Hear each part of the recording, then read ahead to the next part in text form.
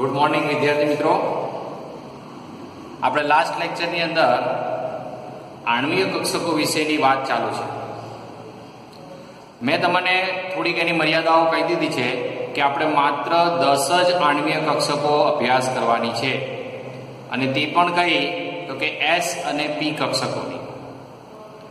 હવે પરમાણ્વીય કક્ષકોના સમિશ્રણથી કેવી રીતે આણ્વીય કક્ષકો બને છે, તો અહીંયા કેટલીક વાતો આપણા મગજમાં ક્લિયર હોવી જોઈએ કે પરમાણ્વીય કક્ષકોનું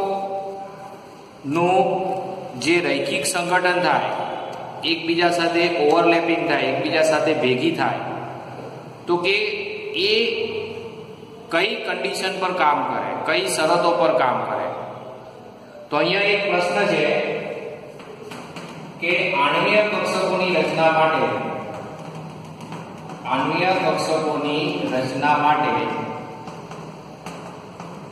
પરમાણ્વીય કક્ષકોના રૈખિક સંગઠન માટેની, એટલે પરમાણ્વીય કક્ષકોના રૈખિક સંગઠન એટલે રૈખિક સંગઠન માટેની શરતો જણાવો. ફરીથી આપણે શબ્દ સમજીએ કે આણ્વીય કક્ષકોની જે રચના કરવાની છે એના માટે પરમાણ્વીય કક્ષકોના રૈખિક સંગઠન માટેની શરતો કઈ શરતો છે. તો નંબર 1, સંયોજાતી પરમાણ્વીય કક્ષકોની ઊર્જા. નંબર 1, સંયોજાતી પરમાણ્વીય કક્ષકોની ઊર્જા. પરમાણ્વીય કક્ષકોની ઊર્જા સમાન હોવી જોઈએ, સરખી હોવી જોઈએ, સમાન હોવી જોઈએ.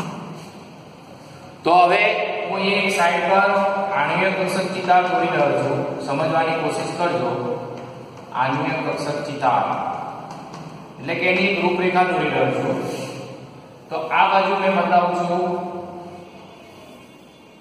અહીંયા આખું આલેખન સમજી લેજો. અહીંયા લખું છું પરમાણ્વીય કક્ષક, એટલે કોઈ પણ પરમાણુની પરમાણ્વીય કક્ષક હોય. આ બાજુ પણ મેં પરમાણ્વીય કક્ષક લખું છું. એટલે અત્યારે આપણે બે પરમાણુની પરમાણ્વીય કક્ષકો ભેગી થાય, મેં કીધું હતું ને આપણે દ્વિપરમાણુ અભ્યાસક્રમમાં છે, એટલે બે પરમાણુની પરમાણ્વીય કક્ષકો ભેગી થાય, અને એમાં બી કઈ કીધી છે S અને P. તો ધારો કે મેં આ લીધી 1s, એક પરમાણુની 1s લીધી, તો બિલકુલ એક્ઝેક્ટ એની સામે આ મેટલ દોરવો હોય તો તમારે નોટમાં દોરેલો જોઈએ. આ પણ 1s, એટલે એક પરમાણુની 1s, બીજા પરમાણુની 1s. એટલે અહીંયા પહેલો મુદ્દો સમજો કે સંયોજાતી પરમાણ્વીય કક્ષકોની ઊર્જા સમાન હોવી જોઈએ. તો હવે આ 1s છે અને આ 1s છે. જેટલી કક્ષકો આપણે ભણી ગયા છે, સંકરણ સિદ્ધાંતમાં બી ભણી ગયા છે, આણ્વીય કક્ષક સિદ્ધાંતમાં પણ એ જ વાત છે કે જેટલી પરમાણ્વીય કક્ષકો ભેગી થાય એ બે ભેગી થાય છે. તો આણ્વીય કક્ષકો પણ કેટલી બનશે? 2. પણ અહીં યાદ શું રાખવાનું કે જેટલી ભેગી થાય એમાંથી અડધી BMO બનશે અને અડધી ABMO બનશે. આ ખાસ યાદ રાખવાનું. એટલે અહીંયા જ્યારે આ પરમાણુની 1s કક્ષક અને આ પરમાણુની 1s કક્ષક ભેગી થશે ત્યારે આ રીતે તમે આકૃતિ દોરતા શીખજો કે આ રીતે તમારે એક આકાર દોરવાનો, અને અહીંયા બે ભેગી થઈ એટલે 2 બનશે. એટલે આ એક બની એને આપણે સિગ્મા 1s કહીશું. આ BMO થઈ, કારણ કે બે ભેગી થઈ એટલે એક BMO બનશે ને એક ABMO બનશે, અને આ શું બનશે? Sigma star 1s. મેં લાસ્ટ લેક્ચરમાં કીધેલું છે કે સ્ટાર વગરની BMO અને સ્ટાર વાળી ABMO. એટલે આ કઈ બની ગઈ? તમારી ABMO બની. આ ક્લિયર થયું બધાને? એટલે સમશક્તિ હોવી જોઈએ, સમાન હોવી જોઈએ, ઊર્જા કેવી હોવી જોઈએ? સમાન. તમે આની 1s લો, એક પરમાણુની 1s લો અને બીજા પરમાણુની 3s લો તો ચાલશે નહીં. એક પરમાણુની 1s તો બીજા પરમાણુની પણ 1s લેવાની, કારણ કે 1s કરતા 2s અને 2s કરતા 3s ની ઊર્જા કેવી હોય? જુદી જુદી હોય. હંમેશા કેન્દ્રથી દૂર જાઓ ને એમ ઊર્જા વધતી જાય, કેન્દ્રથી જેટલા નજીક હોય એમ ઊર્જા ઘટતી જાય. આપણે જ્યારે નાના હોઈએ ને ત્યારે આપણી ઊર્જા ઓછી હોય એટલે આપણે માતા કેન્દ્ર છે તો માતાની આજુબાજુ જ રહેતા હોઈએ, પણ જેમ જેમ આપણે મોટા થઈએ એમ આપણે માતાથી પિતાથી ઘરથી કેવા થતા જઈએ છીએ, દૂર થતા. કેમ? તો કે આપણી શક્તિ વધે છે. તો આટલું ક્લિયર થયું. સેમ હવે 1s પછી કઈ કક્ષક આવે? તો કે 2s. તો આ એક પરમાણુની 2s, આ બીજા પરમાણુની 2s. તો આમાં બી બે જ કક્ષકોનું સમિશ્રણ થાય. એટલે બે કક્ષકોના સમિશ્રણથી આ રીતે આપણને એક સિગ્મા બનશે અને એક પાઈ બનશે. એટલે આ કઈ બની ગઈ? સિગ્મા 2s BMO, અને આ કઈ બની ગઈ? સિગ્મા સ્ટાર 2s આ BMO. એટલે જો 1s અને 2s માં તો આવી ગયું. મેં તમને કીધું છે 10 જ ઇલેક્ટ્રોન વિશે ભણવાનું છે. તો આપણે 10 ઇલેક્ટ્રોન આપણે સિમ્પલ ઇલેક્ટ્રોન એટલા લખીએ તો 1s2 2s2 2p6 આ 10 ઇલેક્ટ્રોન થઈ ગયા નિયોન સુધી. એટલે આપણે 10 ઇલેક્ટ્રોન સુધી અત્યારે 4 ઇલેક્ટ્રોન પતી ગયું. જો 2 ને 2 4, 2 ને 2 4, એટલે આ બાજુ 4 ને આ બાજુ 4, 8 ઇલેક્ટ્રોન થયા. તો અહીંયા પણ તમે જો 2 ને 2 4 એટલે 6 ને 2 8. એટલે નિયમો તો સેમ જ છે. આ થઈ પરમાણ્વીય કક્ષકો થઈ, આ તમારી કઈ કક્ષકો થઈ? આણ્વીય કક્ષકો થઈ. આ ખાસ ક્લિયર કરવાનું. એટલે એક વસ્તુ ખબર પડી ગઈ. હવે બીજું છે સંયોજાતી પરમાણ્વીય કક્ષકો આણ્વીય અક્ષ પર સરખી રીતે સંમિત હોવી જોઈએ. અહીંયા બીજી શરત છે કે સંયોજાતી પરમાણ્વીય કક્ષકો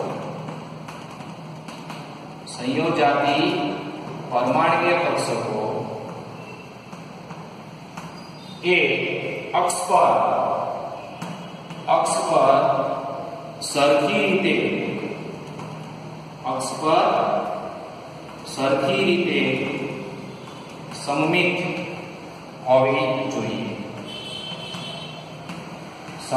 હોવી જોઈએ. એટલે કે અહીંયા z અક્ષને આપણે આણ્વીય અક્ષ તરીકે ઓળખવાની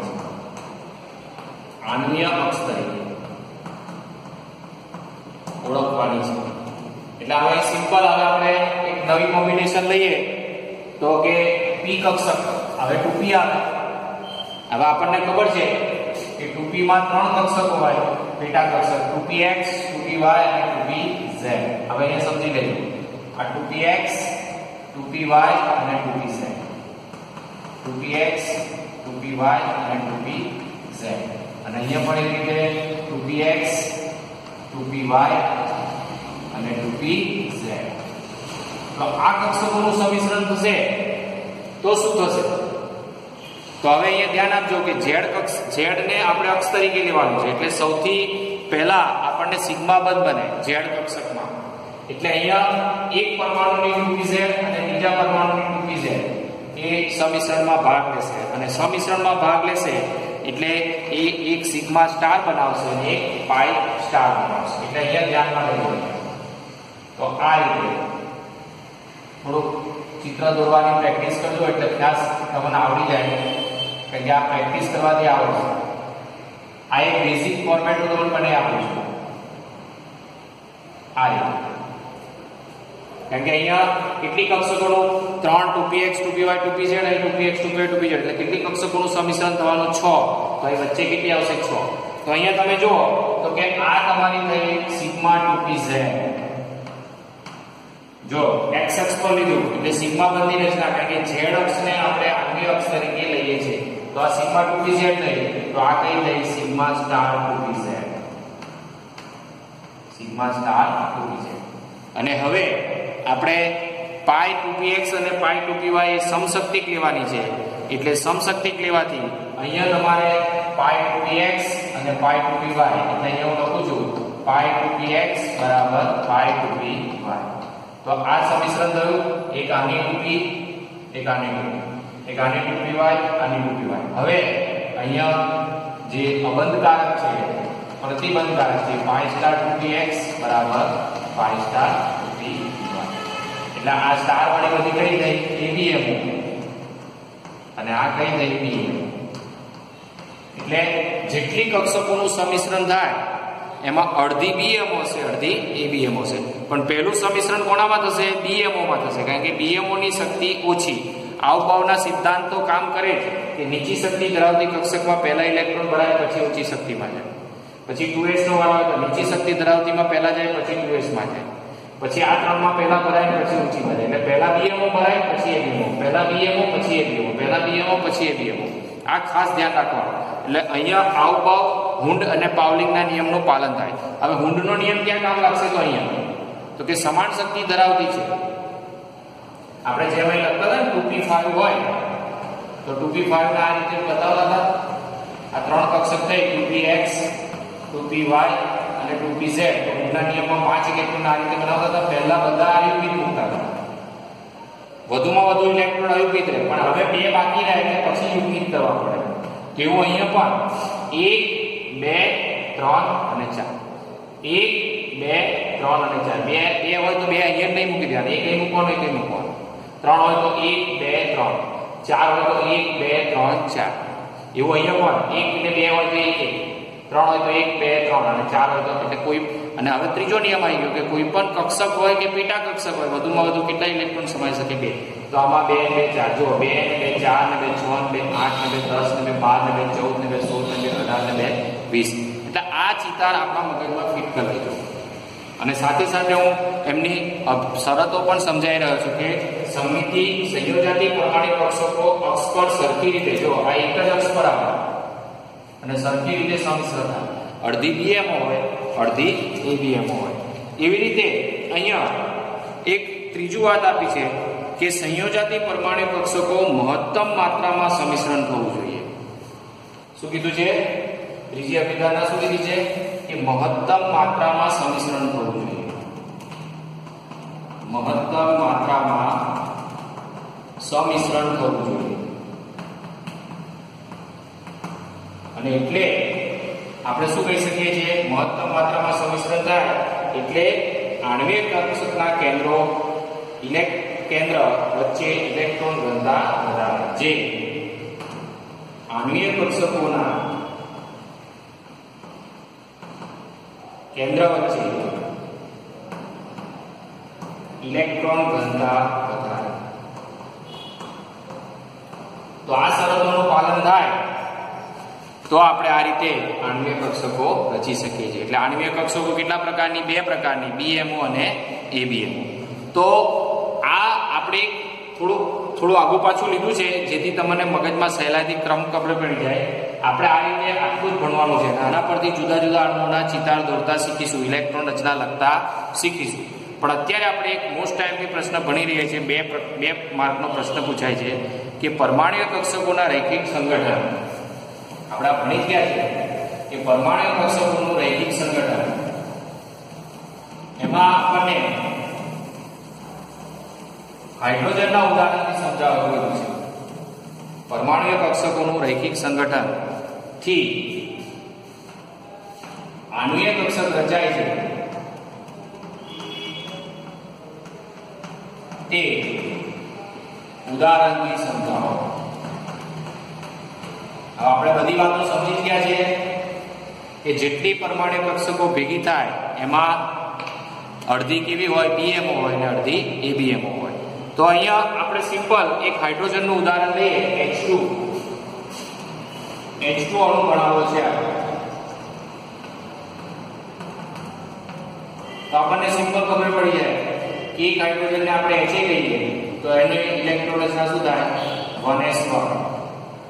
અને બીજા અણુને આપણે Hb કહીએ તો એનો પરમાણુ ગુણોત્તર છે એટલે એની ઇલેક્ટ્રોન રચના પણ 1s1 થઈ. આટલું આપણને સિમ્પલ ખબર છે. એટલે 2 1s કક્ષકો, 2 1s પરમાણ્વીય કક્ષકોનું શું થશે? સમિશ્રણ થશે.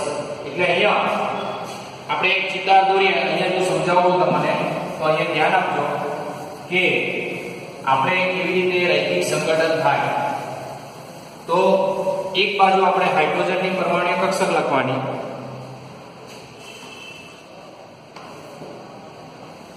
આ બાજુ લખું છું H ની પરમાણ્વીય કક્ષક, આ બાજુ પણ લખીશ H ની પરમાણ્વીય કક્ષક,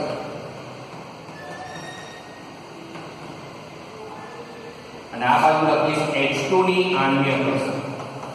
એટલે 2 પરમાણ્વીય કક્ષક ભેગી થાય એટલે મને શું? H2 ની આણ્વીય કક્ષક મળે. તો સિમ્પલ આપણી 1s છે અને સિમ્પલ સીધી પેરેલલ લાઈન લઈએ તો આ આપણી 1s છે. હવે આપણને ખબર જ છે કે આનું 1s કક્ષકનું તરંગ વિધેય sin a કહીએ. આ s કક્ષક છે, આની 1s કક્ષક છે, તો આના 1s કક્ષકના તરંગ વિધેયને આપણે શું કીધું? તરંગ વિધેય. એક આ શ્રોડિંજર સમીકરણ આપણે ચેપ્ટર 2 માં ભણી ગયા છે. એટલે દરેક પરમાણુમાં પરમાણુ કક્ષક હોય અને એમાં જે ઇલેક્ટ્રોન હોય એ ઇલેક્ટ્રોનને પોતાનું વ્યક્તિગત તરંગ વિધેય હોય. તો આનું તરંગ વિધેય શું કીધું? sin a. અને આનું તરંગ વિધેય આપણે શું કહીએ છીએ? sin b. એટલે આ sin a પરમાણુ કક્ષક છે 1s અને આ તમારું sin b છે. હવે અહીંયા શું થશે? તો કે બંનેનું રૈખિક સંગઠન થશે, લિનિયર કોમ્બિનેશન થશે. તમે જો આપણે શરતો ભણી ગયા કે બંને કેવી છે? સમશક્તિક છે અને અક્ષ પર એમનું રૈખિક સંગઠન થશે, બંને ભેગી થશે અને ભેગી થવાથી આપણને બે કક્ષકો બનશે. એમાં હવે જ આપણે ભણી ગયા કે કઈ હશે? BMO છે અને એક કઈ હશે? ABMO છે. એટલે આ તમારી BMO છે અને આ તમારી ABMO. એટલે આ તમારી કક્ષક થઈ જેને આપણે સિગ્મા કહીશું અને એમાં તરંગ વિધેયનો સરવાળો થશે sin a plus sin b અને આને આપણે કહીશું સિગ્મા સ્ટાર, જેમાં શું થશે? બાદબાકી થશે sin a minus sin b. આટલું તમે ધ્યાનમાં લેજો. એટલે આ તમારી થઈ BMO અને આ તમારી થઈ AB. આ તમને મેં એડવાન્સ શીખવાડી દીધું છે કે જેટલી કક્ષકો સંકળમાં ભાગ લે એમાં અડધી BMO અને અડધી ABMO હોય. પણ BMO ની શક્તિ કેવી હોય? ઓછી હોય. એટલે ઇલેક્ટ્રોન સૌપ્રથમ એમાં ભરાશે. તો ચાલો હાઇડ્રોજનમાં કેટલો ઇલેક્ટ્રોન છે અને હાઇડ્રોજનમાં કેટલો ઇલેક્ટ્રોન છે? હવે આ ઇલેક્ટ્રોન અહીં આવશે અને આ ઇલેક્ટ્રોન આવશે, કારણ કે કોઈ પણ આપણે પાવલિંગનો નિયમ ભણી ગયા છે કે કોઈ પણ કક્ષકમાં વધુમાં વધુ કેટલું ઇલેક્ટ્રોન ભરાય? 2. તો આમાં 1 હતો, આમાં 1 હતો, 2. આ ખાલી રહેશે. આ કક્ષક કેવી રહેશે? ખાલી, કારણ કે હવે ઇલેક્ટ્રોન છે જ. એટલે પહેલું સમીકરણ શેમાં થશે? BMO. આ પરમાણુ કક્ષકોનું રૈખિક સંગઠન આપણા મગજમાં ક્લિયર હોવું જોઈએ. એટલે જ્યારે આણ્વીય કક્ષક બને ત્યારે એનું સૂત્ર થાય છે સિગ્મા MO બરાબર sin a plus or minus sin b. આપણી બુકમાં બે ક્રમમાં પ્રશ્ન પૂછાયો છે એટલે આપણે સમજવાની કોશિશ કરવાની. અને એમાં આપણે શીખવાડી દીધું છે કે કોઈ પણ બે પરમાણુ કક્ષકોનું સંમિશ્રણ થાય, 2 થાય, 3, આપણે બેનો જ અભ્યાસક્રમમાં છે. એટલે બેનું થાય તો અડધી BMO બને. એટલે નીચી શક્તિ હોય BMO, ઉપરની શક્તિ હોય ABMO. આ સિગ્મા કહેવાય, પેલું સિગ્મા સ્ટાર કહેવાય, આ પાઈ હોય તો આ પાઈ સ્ટાર કહેવાય. એટલું મગજમાં ક્લિયર કરી દેવાનું. એટલે અહીંયા આપણા મગજમાં ક્લિયર થઈ ગયું કે તરંગ વિધેય શોધી શકાય છે. એ તમને આખો આ પ્રશ્ન મેં છે પેમ્પલેટ મોકલાઈશ એટલે તમને મગજમાં ક્લિયર થઈ જશે. આખું આકૃતિ દોરીને અહીંયા સમજાયેલું છે જુઓ. અને હવે આપણે આણ્વીય કક્ષકોના પ્રકાર જે તમે ઓલરેડી ભણી ગયા છો એના વિશે આપણે અભ્યાસ કરવાનો છે. તો હવે નવો પ્રશ્ન આવે છે આણ્વીય કક્ષકોના પ્રકાર. આપણે 10 આણ્વીય કક્ષકો ભણી ગયા છે અને એના વિશે આપણે થોડું સમજવાની કોશિશ કરી રહ્યા છીએ. તો થોડું ધ્યાન આપશો તો સિમ્પલ ખબર પડી જશે. આણ્વીય કક્ષકોના પ્રકાર.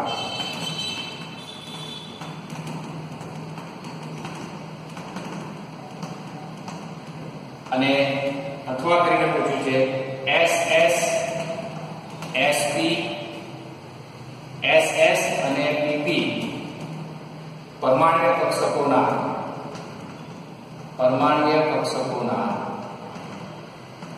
સમિશ્રણ દ્વારા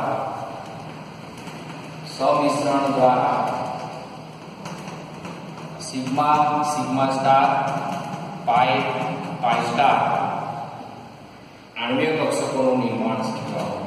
આણ્વીય કક્ષકોનું નિર્માણ સમજાવો. આવો પ્રશ્ન પૂછાય છે. 3 ગુણમાં પ્રશ્ન પૂછાય.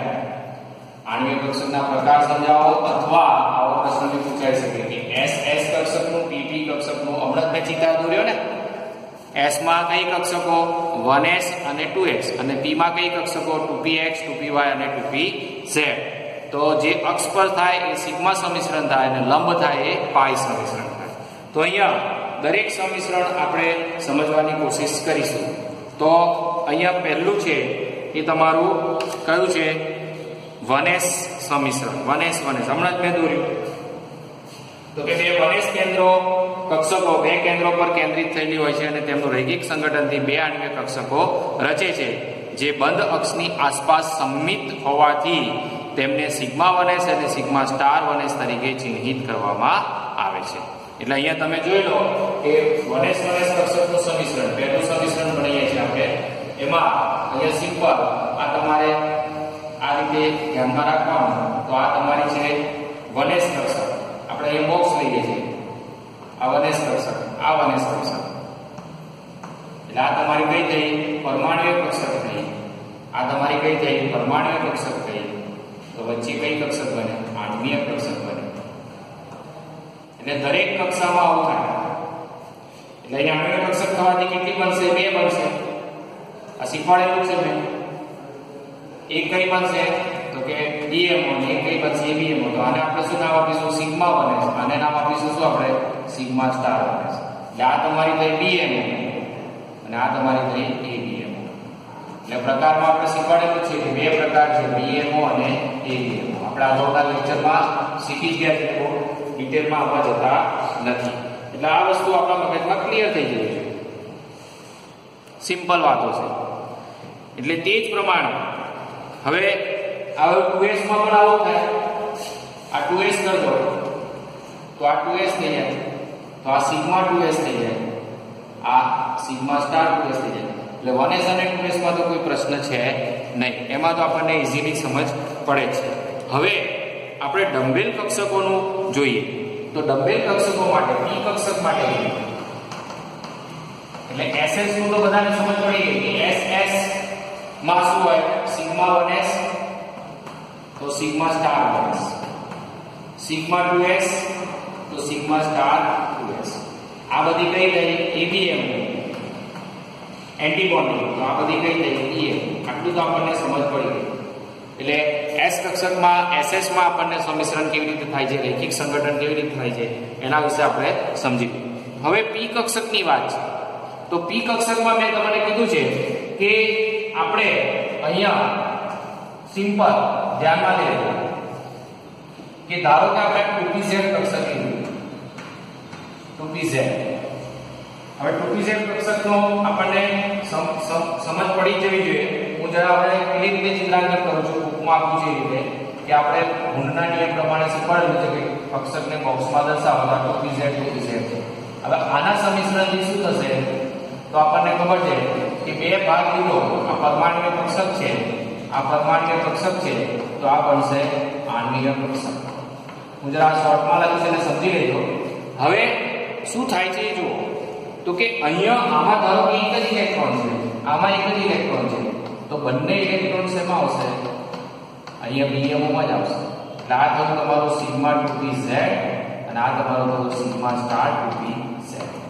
પણ આ અક્ષ પર થાય છે એટલે સિગ્મા બંધ બનાવે છે, પાઈ બંધ બનાવતા નથી, કારણ કે ધરીને સમાંતર છે.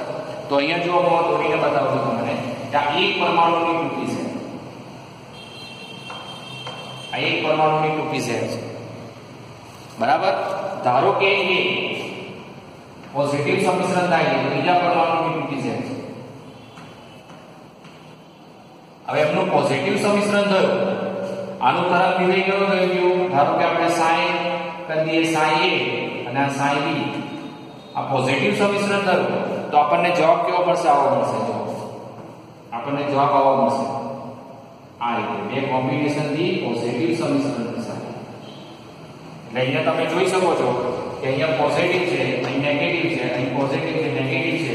તો આ બે પોઝિટિવ પોઝિટિવ નજીક આવશે અને આ રીતે બોન્ડિંગ કરશે. અને અહીંયા આપણને આ રીતે આ જે કક્ષક મળી એ કઈ મળી છે? EMO, જેને આપણે શું કહીશું? Sigma star 2pz. એટલે પોઝિટિવ સમિશ્રણ થયું તો સિગ્મા 2pz અને આ sin A sin B એટલે આ તમારું sin AB થઈ ગયું, એ પોઝિટિવ. આપણે પેલું આપણે સૂત્ર લખ્યું હતું એ જ રીતે, રૈખિક સંગઠનમાં મૂક્યું હતું એ જ રીતે. તમે તરંગ વિધેય કરી શકશો તો બી ચાલશે. હવે નેગેટિવ સમિશ્રણ થશે એટલે શું થશે? જો આ તમારી 2pz છે, આ નેગેટિવ સમિશ્રણ થયું, બીજા પરમાણુની 2pz છે. હવે નેગેટિવ સમિશ્રણ થશે તો ત્યાં તમારે આ ચિહ્નો તો એના એ છે પ્લસ માઇનસ. પણ અહીંયા શું થશે? તો કે નેગેટિવ સમિશ્રણ થશે તો અપાકર્ષણ થશે. જો આનો જવાબ ખાસ સમજી લેજો. સમજ પડવી જ જોઈએ. તો આના સમીકરણમાં આવું કહી દો તો એ ખાસ ધ્યાનમાં રાખજો. તો અહીંયા તમારે આ રીતે અપાકર્ષણ થાય છે. જો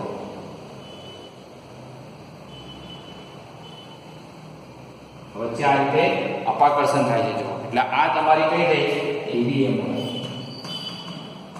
કારણ કે બંધનો પ્રતિકાર કરે એટલે એને આપણે શું કહીએ છીએ સિગ્મા 2p સ્ટાર 2p કહીએ છીએ. પણ આ બંધ ધરીને અક્ષ થયું એટલે સિગ્મા બોલીએ છીએ. ધરી પર સમિશ્રણ થાય એટલે સિગ્મા. આપણે સિગ્મા બંધ ને પાઈ બંધ વિશે અભ્યાસ કરી ગયા છે. તો આ p કક્ષકમાં 2pz કક્ષકમાં સમજ પડી. આ ચિત્રાંકન અને આ ચિત્રાંકન ખ્યાલમાં આવી ગયો એટલે પરીક્ષામાં દોરવું પડશે. હવે 2px ને 2py નું જોઈએ. તો ધારો કે આ 2px છે અને એવી રીતે 2py પણ સમજી લેજો. એક જ થી સમજવાની કોશિશ કરીએ છીએ આપણે. તો એમાં પોઝિટિવ નેગેટિવ સમીકરણ કેવી રીતે થશે? તો આ ધારો કે 2px છે અથવા 2py છે તે સમજવું. તો પોઝિટિવ સમીકરણ થયું એ સિગ્મા 2px થયું. એટલે અહીંયા આપણે ધરીને લંબ કહીશું. ધરીને લંબ સમીકરણ થશે એટલે પાઈ 2px અને આ શું થશે પાઈ સ્ટાર 2px. એવી રીતે તમારે પાઈ 2py તો પાઈ સ્ટાર 2py. આ બંને સરખું છે. આ બીએમઓ કહેવાય, આ તમારું એબીએમઓ કહેવાય. આ બંધનો પ્રતિકાર કરે, આ બંધનો પ્રતિકાર કરે આમાં ઇલેક્ટ્રોન પહેલા ગોઠવાય એટલે શક્યતા પહેલી કોની આવે બીએમઓ ની આવે. હવે આમાં તમને જે ચિત્રાંકન બતાવી દીધું જરા ધ્યાનથી જોજો. તો લંબ છે ધરીને આ તમારું પ્લસ માઇનસ. ધારો કે તમારી 2px છે એક પરમાણુની, બરાબર. હવે આ બીજા પરમાણુની 2px, આનું તરંગ વિધેય ધારો કે sin a છે, આનું તરંગ વિધેય sin b છે. તો આ બંને વચ્ચે પોઝિટિવ સમિશ્રણ થશે. તો પોઝિટિવ સમિશ્રણથી તમને આ રીતે જુઓ, આ રીતે તમને અહીંયા ઉપર અને નીચે બે સમિશ્રણ થશે. પ્લસ ભાગ ઉપર થઈ જશે, નેગેટિવ ભાગ નીચે થઈ જશે. એટલે આ તમારી કઈ થઈ ગઈ ટીએમ. અને ધરીને લંબ છે, એટલે આને આપણે નામ શું આપીશું પાઈ 2px. ક્લિયર? હવે અહીંયા નેગેટિવ સમિશ્રણ જોઈએ. આ નેગેટિવ સમિશ્રણ જોઈશું. તો નેગેટિવ સમિશ્રણમાં શું થશે? તો અપાકર્ષણ થશે.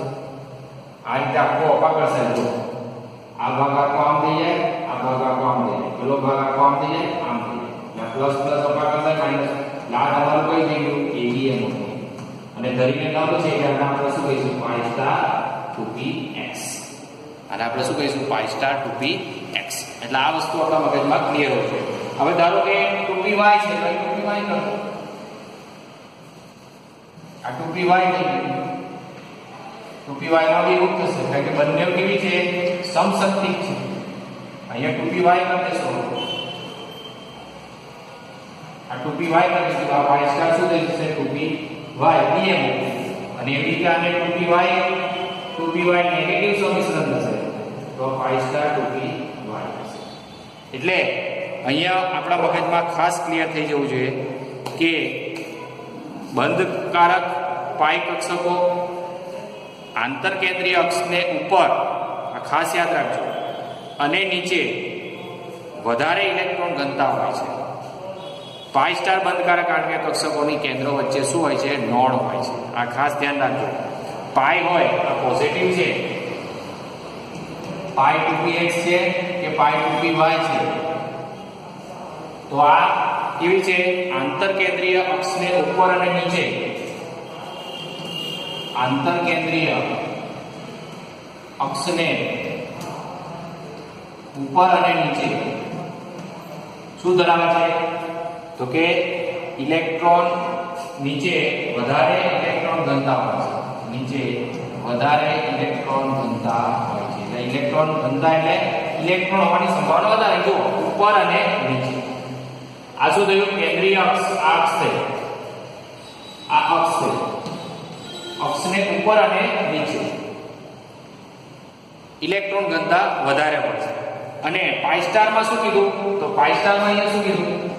તો કે બંધ પ્રતિકારક આણ્વીય કક્ષકને કેન્દ્રો વચ્ચે નોડ હોય છે. નોડ સમતલ, નોડલ સમતલ.